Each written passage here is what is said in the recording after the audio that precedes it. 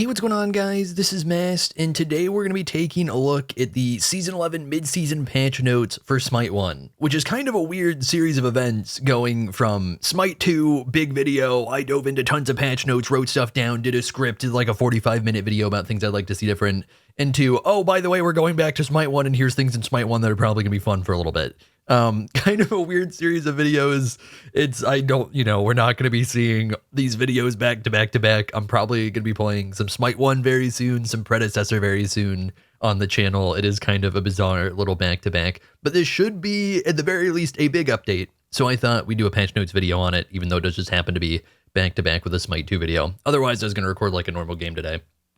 So, yeah, there was skin stuff. You guys can pause and look at the skin stuff if you care. As usual, I will be skipping it. So let's see, game mode Conquest change. They're saying a fan favorite system is getting a big update this patch. We're adding new features to the shaman camp to allow for players to continue to upgrade the spirit totems throughout the match, and also improving feedback around invading. With these changes, we hope to see additional macro level play around these camps, as their buffs become more powerful the more players are able to diligently play around them. Okay.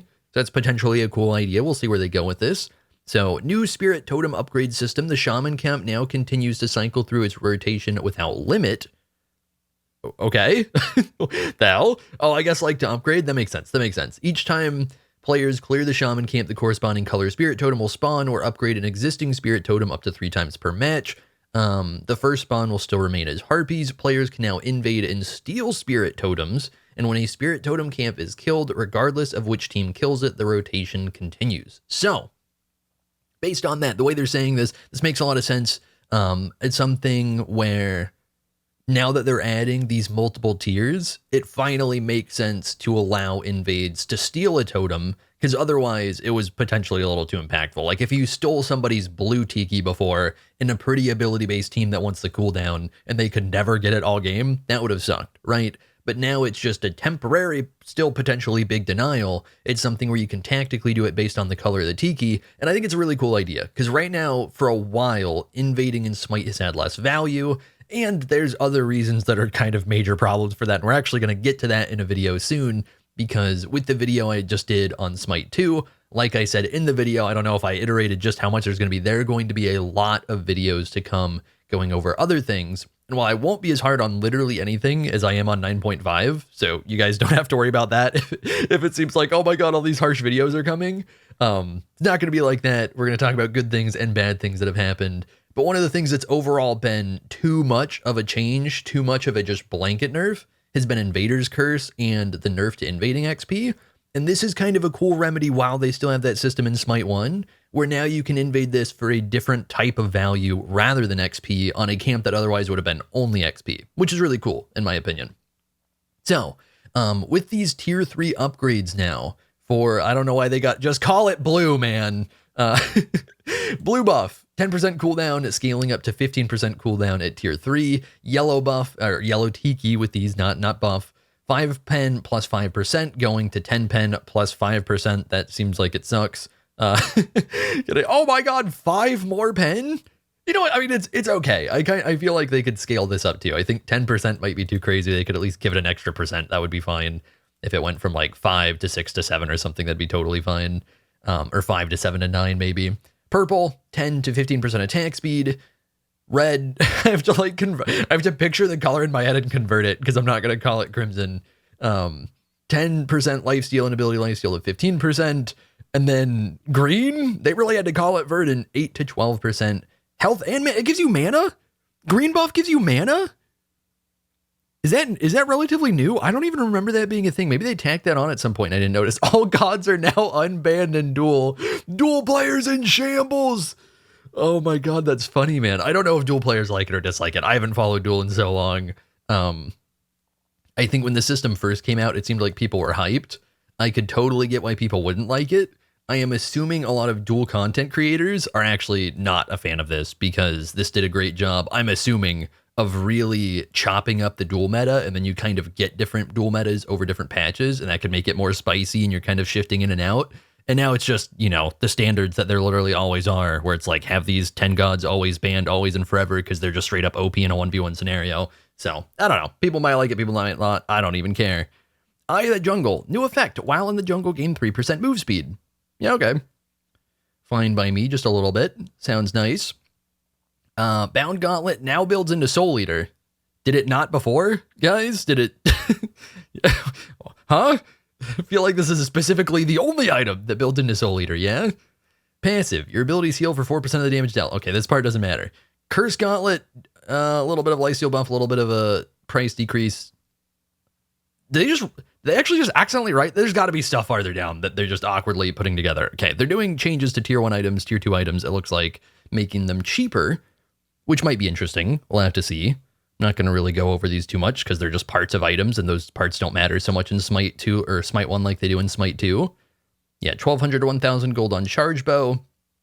They did decrease the damage a little bit on Charge Bow to make up for it. 5 pen added on to Hunter's Bow. Stormseeker. Oh my, ooh, this is a big change. Stormseeker gets 200 gold more expensive, but it does get 5 power, and it gets an entire 10 pen. I feel like they should just, I don't know, they should probably just scrap Stormseeker, yeah? Like, it was funny, and I was like, fuck it, it's funny, let's put it in there, guys. But I feel like now that we've had it for a few months, they should just get rid of it, and it was kind of a gag item, right? Right? I don't think this really does anything for it. It's either going to be in a state where it's got too much potential to snowball, or it's going to be garbage.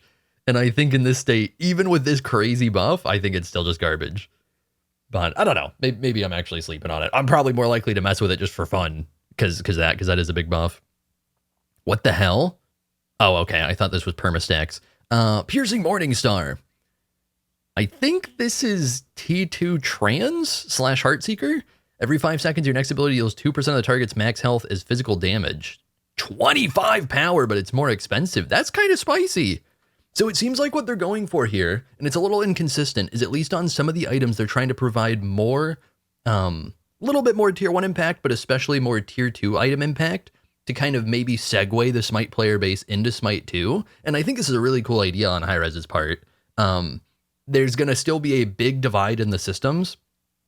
To me, it's crazy. I kind of get what people are thinking. There's a surprising amount of comments of people complaining about Smite 2's item system, strength and intelligence aside, of it's like, oh, they're just copying this from League. No, they are using a similar and better system that literally every other MOBA, as far as I'm aware, also uses. By the way, for anybody worried, oh my god, they're trying to make it like League, like every game uses the system that we have in Smite 2, where it's multiple tier 1s into multiple tier 2s into a tier 3 item.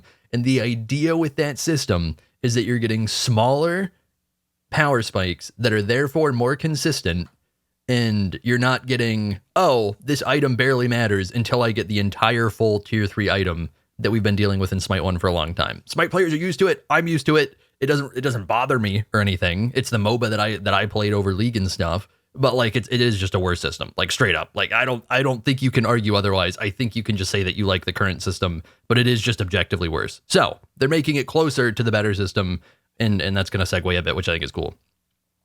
Short Sword, the T2 for crit. When critically striking an enemy, gain a stack of 5 power, max 3 stacks for 5 seconds, which is kind of an interesting idea, because especially if it's your first crit item, shit, I guess it doesn't start with crit anymore. I still had that worked in my head that, you know, for like a long time in Smite, you could get a little bit of crit on the tier 1 and tier 2. So I guess once you have a crit item and you're building another crit item, you can get value out of this. That makes it a little bit clunky. 8-pointed Shuriken, which builds into Demon Blade and Bladed Boomerang. When damaging an enemy god with a basic attack, gain 3% attack speed for 10 seconds. Max 5 stacks. Wow. But it's also not a crazy item. So, yeah, it's fine. Yeah, a lot of these are honestly, I think they could tune them a little harder. I get why they don't want to. I think they could go a little crazier with it. Swift Edge. Is this a new item? This has to be a new item. No way I would just not know about an item. It's a T2. Thousandfold Blade builds an Equinox Hasten and Shadow Drinker, gain 5% movement speed for 10 seconds on killing or assisting an enemy god, stacks up to 3 times. That's actually pretty cool. This is going to get into something weird that I think Hi-Rez should maybe avoid. I really like it in Predecessor. In Smite 1, it makes sense that they're not going to start doing this already. In Smite 2, it's something I'm a little bit thinking about, where when you get items with strong passives as a tier 2 that then builds into another item, if you don't continue that passive onto the next item, it feels weird. The idea is you're putting these things together to eventually create this item, right? And so losing an effect that you had to now gain other effects feels funky, rather than just gaining continued effects and continued like stats on top of that. So that's something they should probably avoid with Smite 2. With Smite 1, I don't really care because Smite 1 already has its own system. Like I am assuming no way that all of these items also get this passive, right? Swift Edge. Damaging an enemy god with an ability grants 3% movement speed. Oh, Hi-Rez. Oh, Hi-Rez. We're gonna be cooking. You can't just let me cook with this. They added Tekko Kagi as a T2. This is actually dumb. It's gonna be fun. So this, if we land abilities, and to be fair, we have to land it. It has to be on a god. Tekko Kagi, you can just spam that shit anywhere. But it gives 3% move speed. We can get another 9% movement speed. We can get 12% move speed off of a T2 item. Oh, baby. I don't even care about serrated. Give me the Swift Edge, man. That'll be fun. Yeah, and similar to what I was just saying, this is gonna be something where it's like, oh my god, do I really have to upgrade into serrated? Give me my move speed, man. I don't want to lose this. I could see myself actually being sad about that. Balance Blade. Building into Executioner and Aussie. On damaging an enemy god with a basic attack, gain 2 physical pen for 5 seconds, stacking up to 3 times. Okay, reasonable enough. Just kind of a similar passive to Exy, but obviously a lot weaker. Makes sense to then build into Exy. Again, a little bit weird to build into Aussie, but Aussie does have pen, apparently. I am now seeing they have added this back. That makes more sense. That one builds in really clean.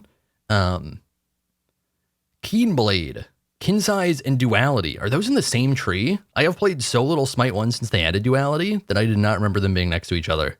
Your basic attack steal an additional 10% of your basic attack power is physical. What? Why did they randomly make this one OP as this is so broken. What? Tell me they forgot to write something. Okay, if this does not have a cooldown, this is so OP. This is crazy. You could hypothetically argue, I am not kidding, you could hypothetically argue for leaving this in a full build and not upgrading it to a tier 3. Because an item like Duality does a similar thing but stronger occasionally, but this is like a mini Death's Temper as a T2 item. This is so strong, it scales so hard. So maybe there's a little cooldown for it and they just forgot to put it in. Otherwise, every auto is just 10% extra amped as a T2. A T3 would normally not have this in Smite. That is so insane. This is like a little baby version of Hi-Rez, but it's constant. You don't have to use abilities. Shalala building in a Blackthorn. While under 25% mana, gain 20 MP5. That's a cool change for Shalala, especially if it just builds into Blackthorn. This is just mini Blackthorn, so I think that's cool. Yeah, we are going through all these items because these are actually relevant changes. Heavy hand. Oh, God. Oh, no. They brought it back. This is going to be super fun. So a lot of you guys have probably, I don't remember the last time this existed in Smite. A lot of people, no, I think it happened. I think it was around in like season 8 at one point. Season 8 or season 9, I think they brought it back and then yet again reverted it. Throughout a few different points in Smite, Heavy Hammer has been mini Frostbound. And the most iconic point was, I think, around season 5. Would it have been season 5? Am I misremembering it? It's like season 2. Maybe it's season 2.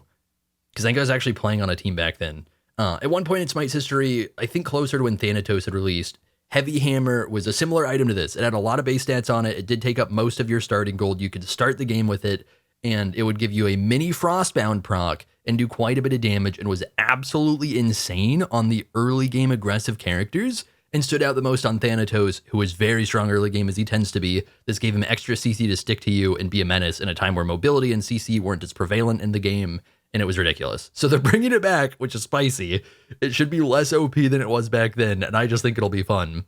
Oh, and they're changing it a little bit. But each time you basic attack an enemy god, gain a snack. When you have 4 snacks, your next basic attack damage slows the enemy god hit by 15% for 2 seconds. Additional slows applied from the item refresh the duration. So there is also like a change coming with it. Sorry, I went into like a little history course before I finished reading it, but I still think it's relevant because that was a funny meta both times that we've had it that I can remember. I'm actually a little bit sad because I think Heavy Hammer metas, even though they tend to be OP and a little frustrating, are also fun.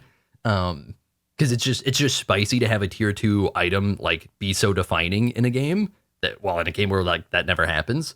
So now it's going to be more of like an auto attack a lot and then sometimes get this item, which sometimes will be fine, but it's not going to stand out anywhere near as much. Personally, I think they should have done something like take this down to 2 or 3 stacks and then make the slow not last as long. So it's easier to get this. but it's still cool that they're trying something. Smithy's Hammer, building into Dawnbringer Runeforge, pretty normal stats. This is pretty high statted for such a cheap item. This is a little crazy that we could, if you built 2 of these, you could get 50 power for a normal item's price. Kind of surprising for Smite T2 stats. New passive on Talon Trinket. Each second you are in combat, gain 1 power and 1% lifesteal for 5 seconds. Max 20 stacks. What? What? Okay, we are cooking with Talon Trinket. No, I'm overthinking this. It's not going to be that. It's going to be so hard to cook with. It is a cool idea. It is a really cool idea. So this is very much if you are really brawling and you are committing to the brawl. I think you could fully stack this a lot of the time. It's just whether or not people are smart enough to break out of combat. The big standout isn't the power. It's the lifesteal. The fact that it's 1% lifesteal stacking up to 20 times is really insane, and especially on a T2. You can get 25% lifesteal off of this T2 item right now. Hi-Rez really is going for it, man. And I respect it. You know, like normally I say, like, go for it, man. Go for it. If it sucks, you can nerf it, or you can just be like, we fucked up, and then take it out. You put a patch out every like 2 weeks for bonus, and then 1 month for big. Just do that, right? Just go for it. So, Enchanted Ring. Your next basic attack deals an additional 5 plus 3 per level magical damage. This effect can only occur once every 8 seconds, reduced by 2 seconds for each successful basic attack on an enemy god. So this is kind of a mix between Telkines and Cyclopean, and it's the T2 that builds into both of those items. Does that make sense? Yeah, 5 plus 3 per level, but you're not constantly getting it. Should probably be fine. Like at level 20, obviously the T2 is not going to stand out at level 20. At level 20, it would hypothetically do 65 magic damage, which seems crazy, but then you're not spamming it. Then you have to auto probably 2 to 3 times before you're getting the cooldown back and getting it again. And that would be at level 20 where it's no longer such a standout. So should be good. Book of Souls. Gain a stack each time you damage an enemy god with an ability or a basic attack. At 4 stacks, your next ability or basic attack deals 20 plus 4 per level magical damage. All right, seems cool enough. Just kind of stacking up to get a little burst, sort of like a poly. Yeah, but it's also, obviously, it's also applying to abilities, and it's not as strong as poly would tend to be. Does just kind of scale inherently, though. It doesn't scale with power the way poly does. Book of Secrets. Oh, it's a T2. I see. I thought they were kind of bringing back Book of the Dead. Because I think this is Book of the Dead or some items like that art at one point. Which, by the way, getting a little lazy, Hi-Rez. I don't really care. I'm pretty sure this is actually art from an item that we no longer have. Each time you damage an enemy god with an ability, gain a stack. Each stack grants nothing. Oh, baby. But when you upgrade this item, these stacks transfer to the upgraded item. Oh, somebody's been playing a little predecessor, huh? Oh, you guys have been enjoying the predecessor. Yeah, this is something I've talked about with Pred. It'll be interesting to see if they do this with trans. I guess they probably didn't because we kind of went past the trans T2. There's an item in Pred that actually just got changed in the recent update. But it used to be, and there's another item that does this for mages, I guess, where you get a T2, it's a stacking item, it has potato stats for a T2, but you can stack the passive. Once the passive is fully stacked, you get a bonus, similar to Book of Thoth or Transcendence, where you're getting bonus damage based on your mana, but you don't get that until it's fully stacked, and then you can upgrade it into the T3 item, and you keep all those stacks. And then the T3 gives you some bonus stacks on top. It's a cool concept. I really like it. It's a way to start stacking without full committing to the item and then full commit to the item whenever it's convenient. And you do actually still take the early game hit like you would want out of building a stacking item. You just don't have to invest so much money into that early game commitment. So that's a cool concept. But yeah, we're just going to have to see what this does for the items because it doesn't say anything in here. It's like you can only gain a stack every 4 seconds and you only gain stacks once per god per ability hit, similar to Tablet, max 50 stacks. But yeah, here we're not seeing what those stacks actually do yet. So reduce stack count on Book of Thoth from 100 to 50, increased damage required per stack from 450 to 900, increased mana per stack from 6 to 12. So basically Book of Thoth is overall staying the same. It has a smaller stat count. That stat count applies to this so that you can build this and then upgrade to Book of Thoth and get a big power spike from those stacks that you have acquired from Book of Secrets. So a similar thing to the Pred thing, which is what I expected, but that is cool. On leveling up with Sorcerer's Staff, heal 10% of your max health and mana over 3 seconds. Okay. This is a weird one. All right. Sounds fine to me. Very, very niche. Enchanted Spear on damaging an enemy god once per god per ability. Gain 2 magic pen for 10 seconds, stacking up to 3 times. Decrease the power a ton. Bro, what the fuck? That's kind of lame. I don't even think this is, I feel like it's not even good. Like, sure, keep this, but why do they have to nerf it like that? They did it so dirty. Restored artifact. On damaging an enemy god once per god per ability, restore 1% of your max mana. Seems pretty cool. Stacks into MP5 items. That makes some sense. Gem of Fate getting cheaper.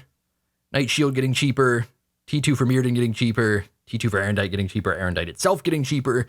Sage of Stone now builds into Erosion and Abyssal Stone. Decreased cost, decreased prot by a little bit, increased health by a little bit. Enchanted Stone did a similar thing.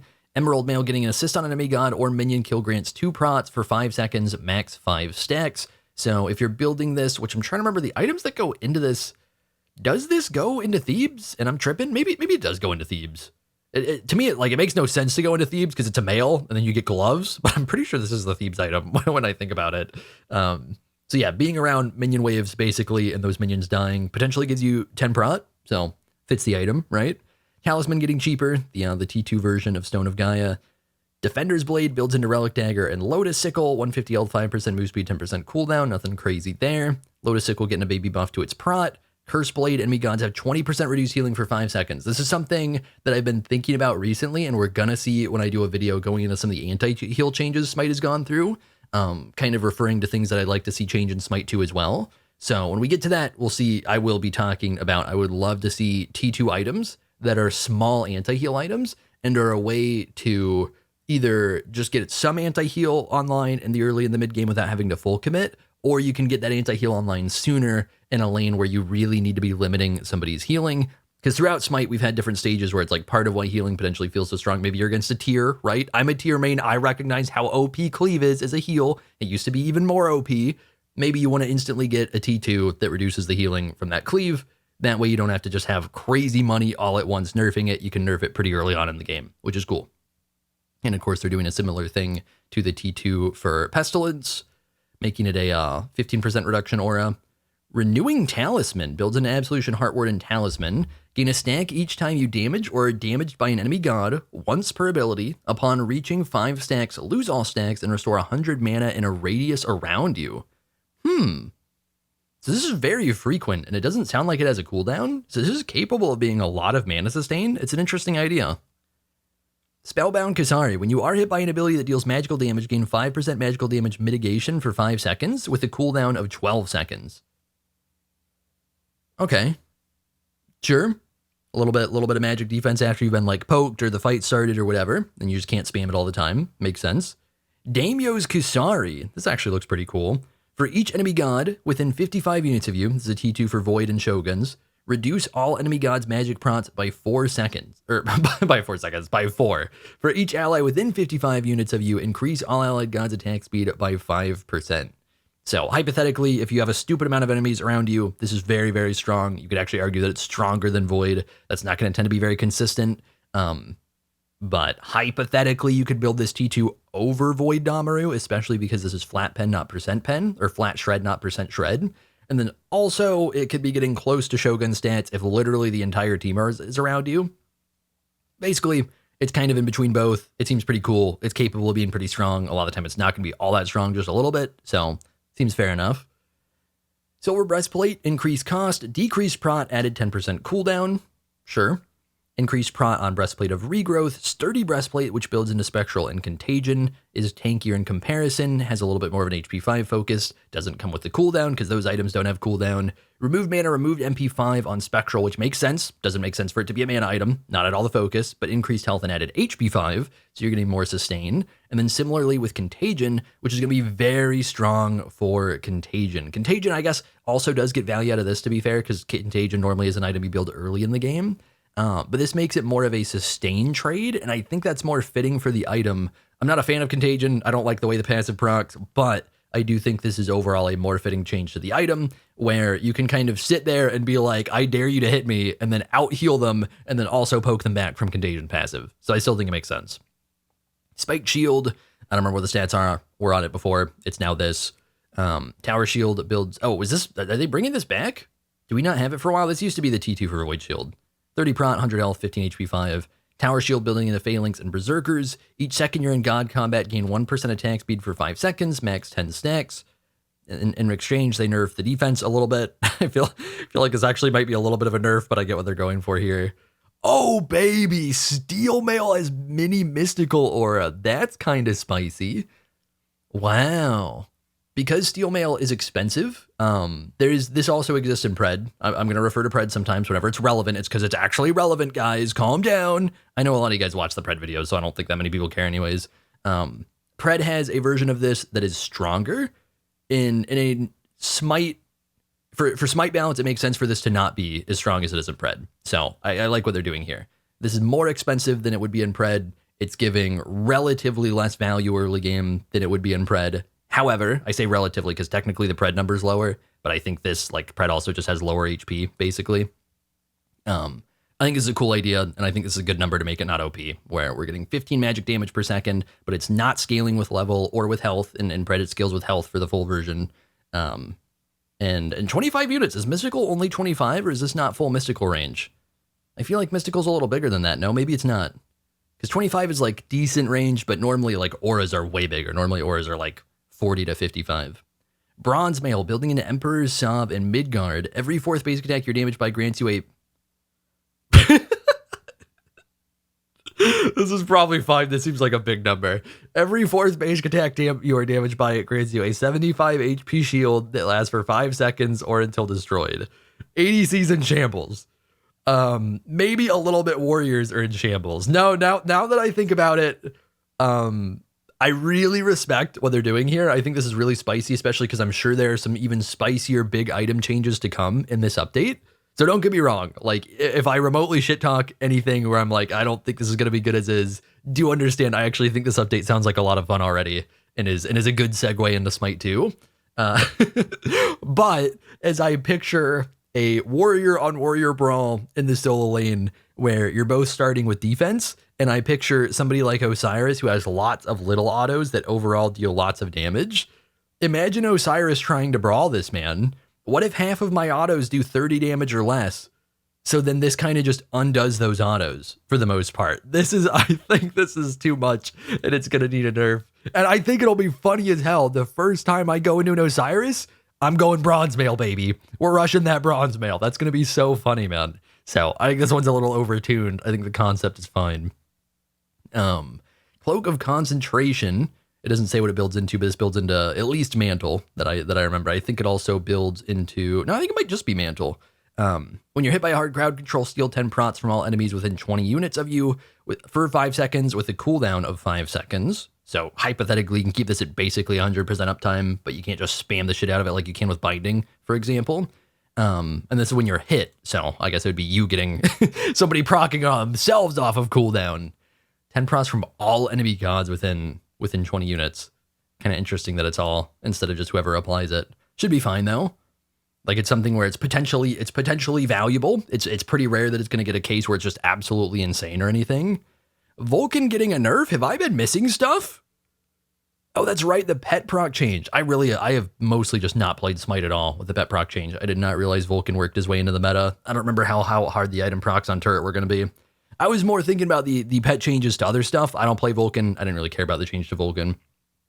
Increase cooldown from 8 to 6 to 9 to 7 on backfire. Decrease damage on his turret, basically just scaling into the late game or the later levels by 20 base damage at max rank, and the cooldown by 2.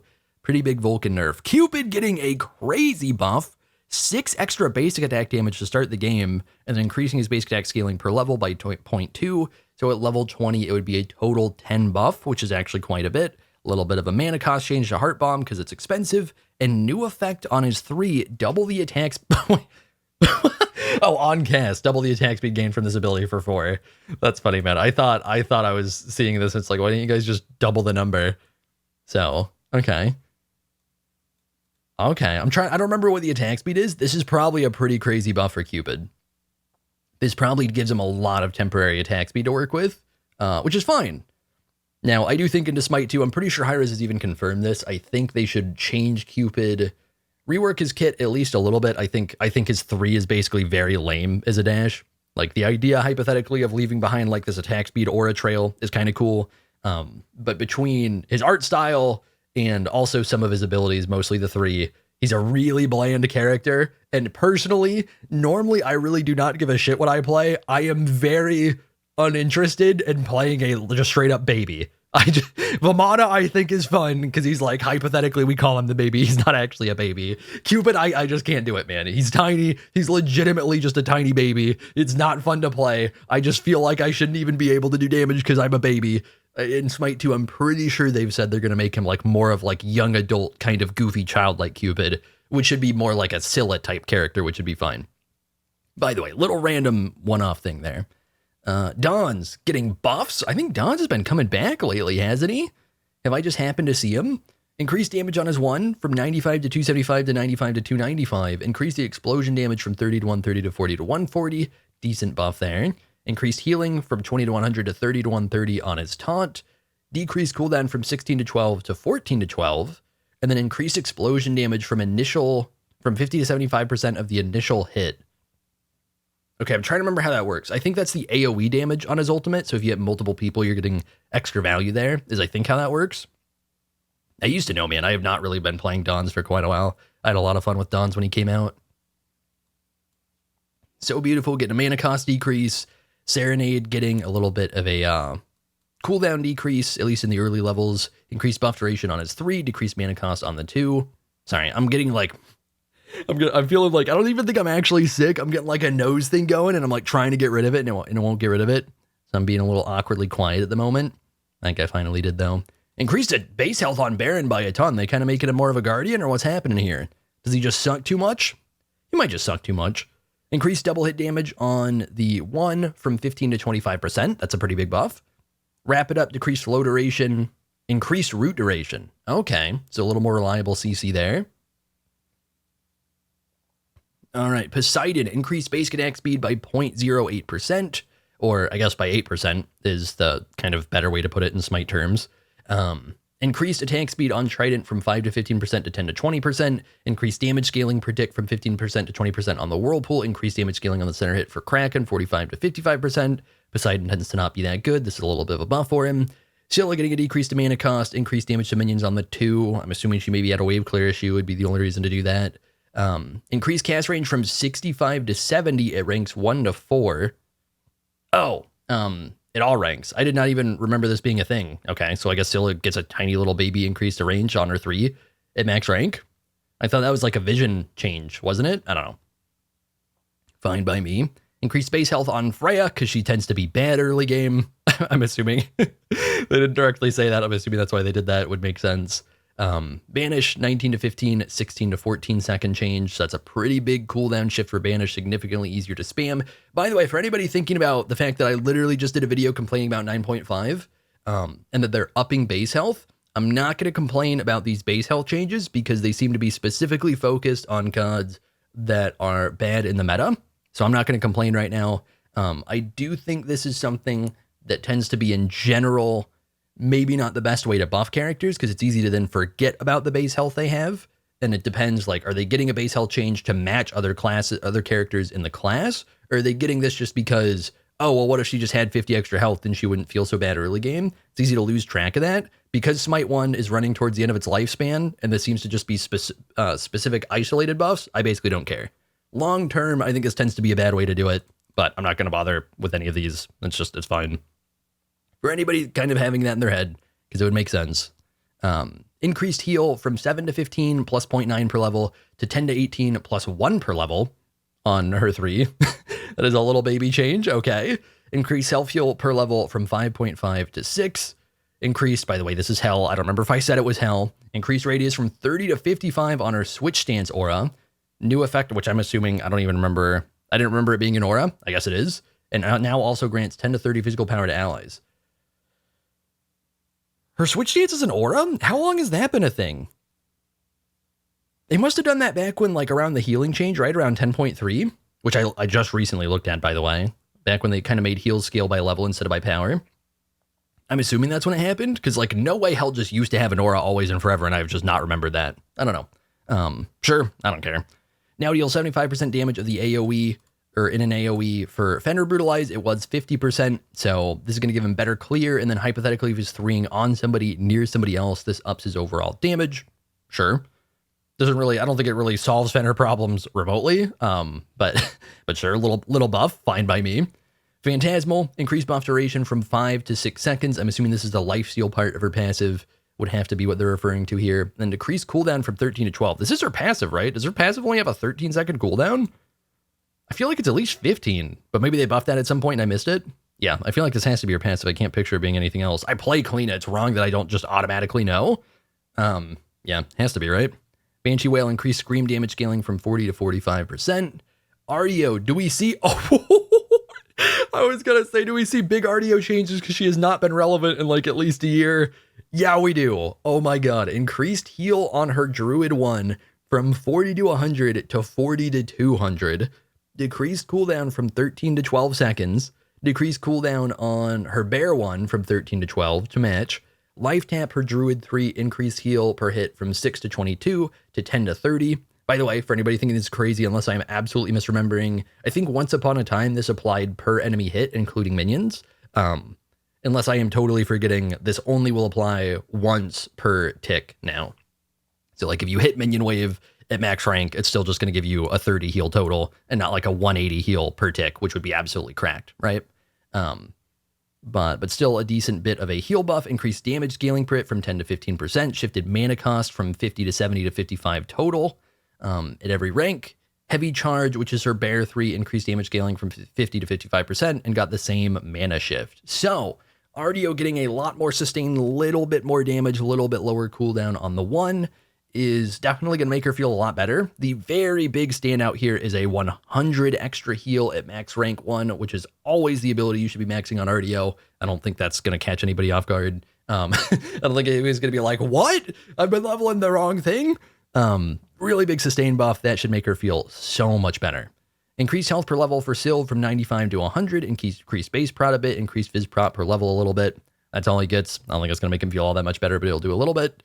Increased basic attack power per level from Amma, or for Amma, from 2 to 2.2. Increased heal per tick from 10 to 42 to 15 to 55. We just keep going back and forth, huh, Hi-Rez? I swear to God, this was the exact number at some point. I don't remember how long ago that was. I don't know how bad Amma 1 feels right now, so I don't even care. I just think it's funny. Yeah, pretty big buff. That's like a 20% buff at max rank, so... Heal is going to be feeling better. Big mana cost change to her 3 to make it significantly cheaper always. Less so at rank 1, but definitely at rank 5. And then decrease the cooldown on her ultimate at 5 seconds at all ranks. Protector's Surge for Horus. This is the prot buff on his 3. Increased buff duration from 3 to 5 seconds, which just makes sense. I didn't even realize it was 3 seconds. That's really low for Smite. Smite tends to keep it at 5 seconds for stuff like that, so that's not a big surprise.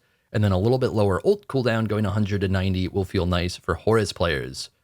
Projectile speed on Baka ult going up by 15%. Little quality of life change there. Should feel nice.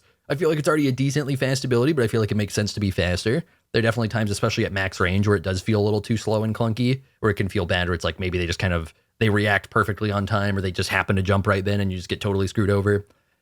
Dueling Dragons improved fire and post-fire timings for a smoother experience, increased dragon projectile speed by about 15% for Yu Huang. This might feel really nice for Yu Huang players. There are basically none of you. Yu Huang is a god that in a way is very fun and in a way is very boring. And the very fun part of him is absolutely, or the most fun part of him, at the very least, is absolutely his ultimate. It's capable of being such a cool ability, capable of being one of the coolest abilities in Smite. Very difficult to be consistent with, takes a lot of practice. Especially because it's an ability where I feel like normal cast / quick cast settings, which help you actually see what the hell you're aiming at, because it's an awkward ability to instacast. You generally have to spend a lot of time on him to get used to the instacast of this ability. Also slow down the firing, and it's so hard to land this with the delay. You have to be so precise with it. So this probably makes it feel a lot better, and it's probably really, really fun. Obviously, I don't see it, so I don't know how much of a change it's actually going to be. I bet it's really nice. Marked for Death, Kali is now able to reselect her target while in base. This can be done by pressing the basic attack inputs. This is going to be similar to Achilles, where you can change your stance in base. It's going to be basically the same exact thing, where basic attack in there will change your target for you. You're able to right-click the passive UI menu to close it without making a selection. You're able to right-click while in the base to disable the ability to select a target until you... disable the ability to reselect a target until you re-enter the base. I might have said that weird. I don't know. You guys can always read too. Decreased physical penetration from 10 to 5%, decreased kill assist bonus from 30 to 20%. So the idea here being the ability to choose a new target, which is very valuable, also means they should nerf some of the other aspects of her passive. so that she can very much intentionally target a god at least significantly more easily now by being in base, whether it's intentionally backing to base, whether it's just convenient timing, whatever it may be.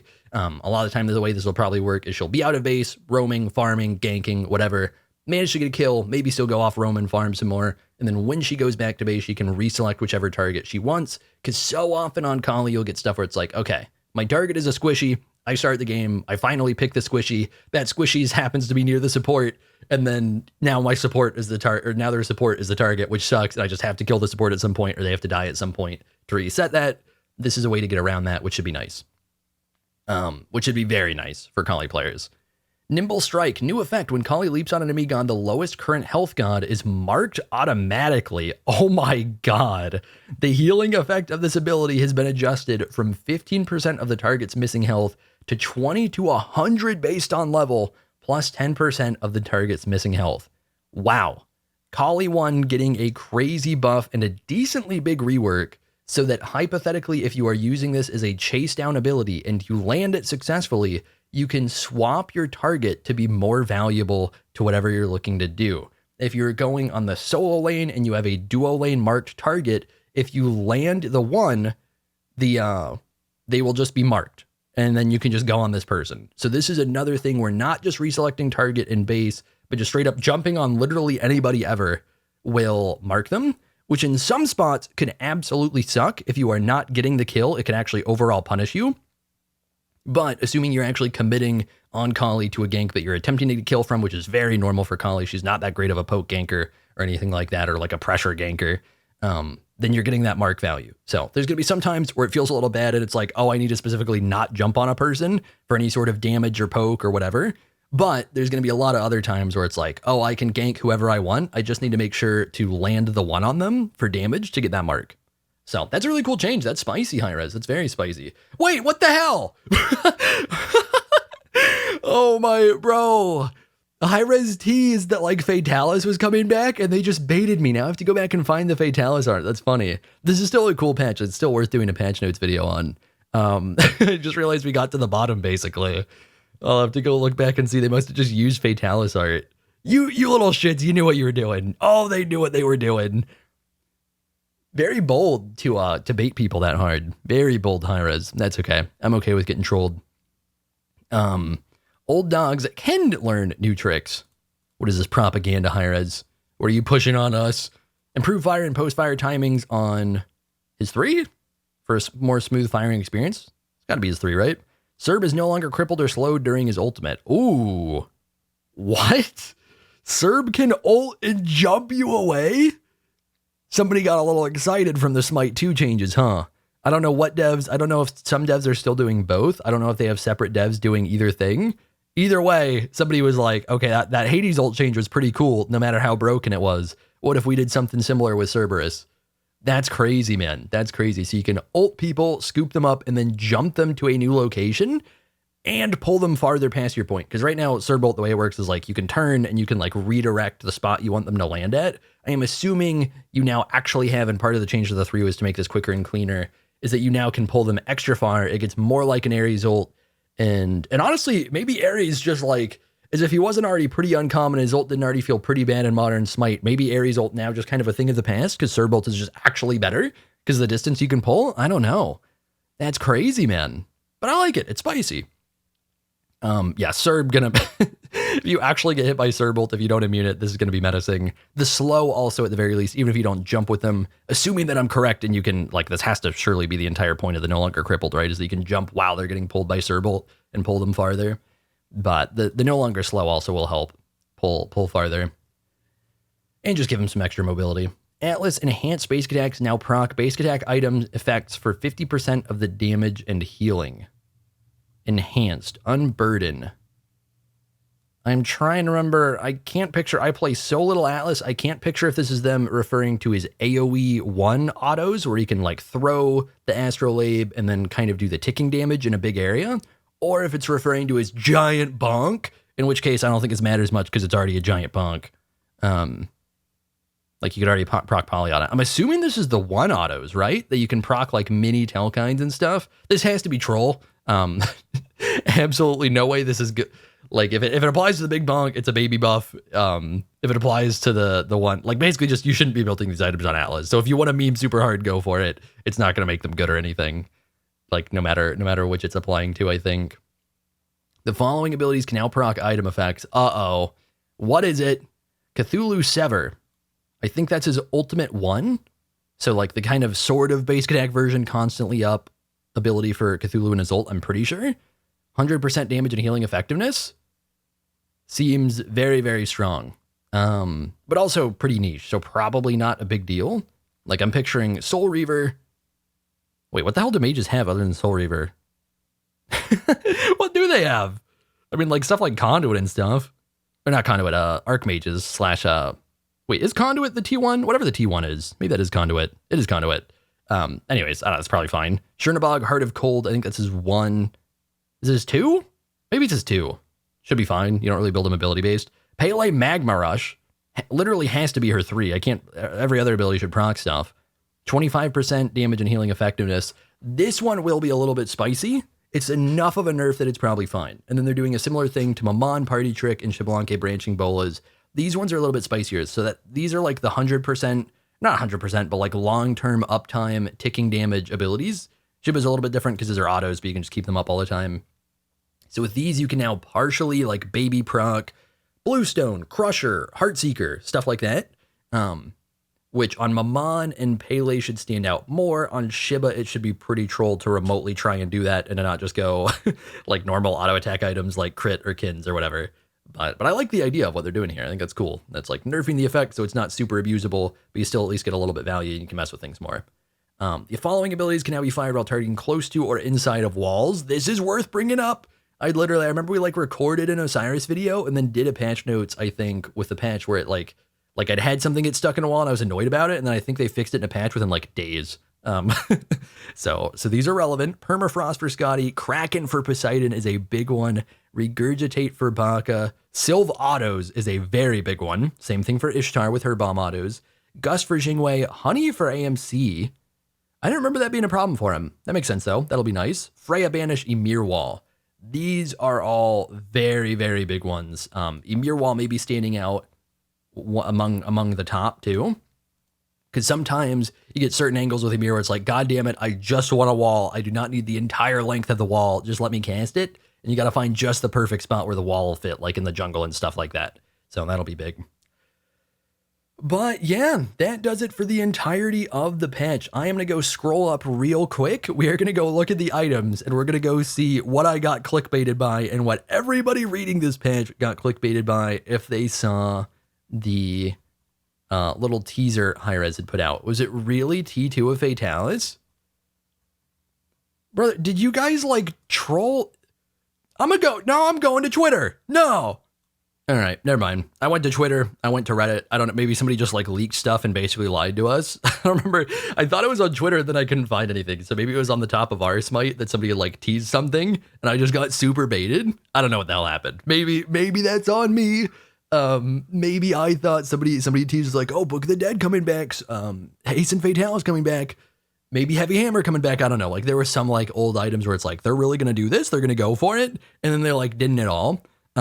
But this is still a very cool update and was worth looking at. And I'm going to assume it wasn't Hi-Rez that baited me and it was just somebody else, whether it was on purpose or they didn't know any better. But yeah, lots of changes to T2 items, which is cool. Lots of just kind of little bits of spice coming throughout the game. I think the Tiki change is very cool. I think the new tier 2s are very cool. New and just kind of reworked tier 2s. And in general, quite a few cool changes. I think the Serb change will be very fun. I think Kali will get a lot spicier for Kali players. Honestly, Kali will get enough spicier. I might actually play her. Kali is very boring. I do not play her very often. God, I'm trying to remember. Was it Kali? Was Kali solo the record, like the request I got from Steven Adams forever ago? That was like the really cool. I got like recognized by a big NBA player and he gave me a God request. And I was like, you already know I'm doing the God request. I think that might have been Kali solo. How dare I say anything to bad about Kali? Yeah, I think it was. Anyways, yeah, cool changes on the way. I'm looking forward to it. Little bit sad that we didn't see crazy Fatalis or anything come in, but they still made tons of fun item changes that we'll get to mess around with. So thank you guys for watching. Hopefully you all enjoyed the video. Expect some Smite 1 and some Predecessor in the near future, as well as some more videos going over things that I'd like to see change in Smite 2, as well as general ideas for Smite 2. I'm also currently working on some rework ideas for gods, where it's like hypothetically both changes that would be massive reworks, just because I think it's been fun to think about for me lately, and changes that would be reworks that would fit for Smite 2. Since I've specifically, and some other people, have frequently talked about changing every single god in Smite 2 to feel fun and fresh, while still kind of keeping their general identity, I've been working on ideas with those changes in mind. So thank you all for watching, and I will see you all in the next one. I've been seeking for the glory. Say my name. And I've been trying to write my own story in the search for fame. I'm sitting here in this empty room. Walls keep tumbling down.